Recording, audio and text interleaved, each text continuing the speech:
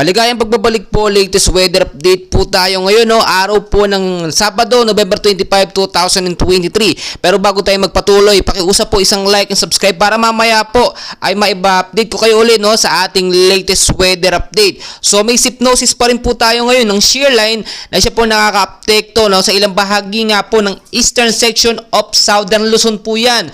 Northeast monsoon naman po nakaka-apekto sa ilang bahagi din ng Northern at Central Luzon po yan. Easterlies na nakaka-apekto naman sa Visayas at sa Mindanao. So nararamdaman naman natin ngayong hapon nga po ay nagbabadya or umuulan na nga po sa ilang bahagi nga po ng Luzon sa Metro Manila. Dala po yan ng shear line at posible pong tumagal yan hanggang mamaya o hanggang sa gabi po. Kaya pinag-iingat pa rin po ngayon yung mga babiyahe nga po, yung mga aalis. Ugaliin po magdala ng payong jacket o kaya ng po kapote panlaban po sa malakas na pag-uulan. So bukod pa po dyan, meron din po tayong binabantayan na active LPA dito nga po sa may bandang kanluran.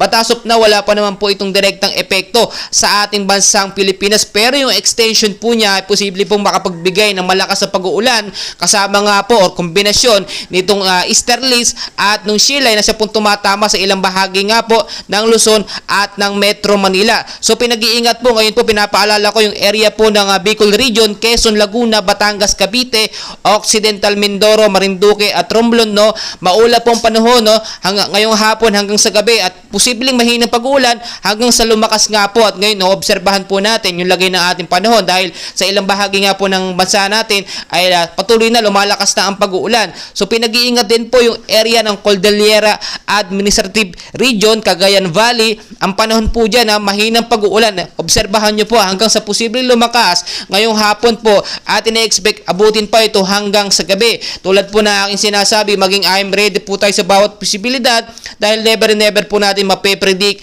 ang galaw po ng bagyo ng panahon. Pabago-bago po yan, no. At ito po, no, mag-ingat din po yung Ilocos Region, Central Luzon po yan at sa ilang bahagi po ng Calabarzon ang panahon po dyan. Ngayon po, no, mahinang pag-uulan tuwing hapon at posibleng lumakas po yan hanggang sa gabi nga po. So patuloy pa rin natin yung oobserbahan kasi yung mga uuwi galing sa trabaho at mag-ingat po kayo ay yung mga maggabiyahe, mga nagmumotor, i-observe mo po ang panahon natin. Kung importanteng lakad naman, magdala kayo ng payong jacket o kaya ng kapote panlaban nga po sa malakas na pag-uulan. Ito pong pinaka binabantayan natin sa area po ng Metro Manila at sa ilang bahagi ng bansa. Ang mag-ingat po kayo, South Luzon po, no, meron tayong easterlies dyan at shear line na siyang nagbibigay ng malakas na pag-uulan.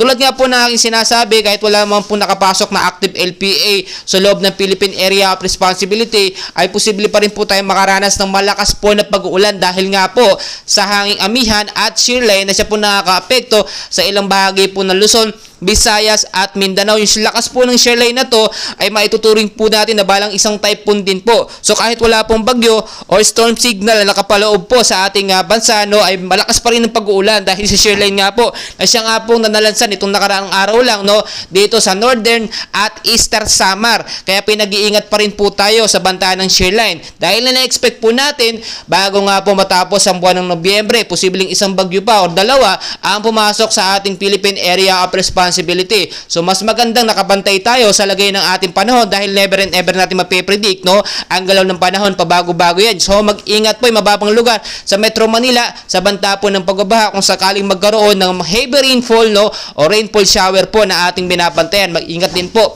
yung mga landslide prone area, especially sa bandang silangan ng Mindanao, which is doon nga po madalas may matataas na area. So patuloy ko po kayong update and please huwag niyo pong kalimutan mag-like and subscribe para update po kayo sa ating daily weather update. Maraming salamat po.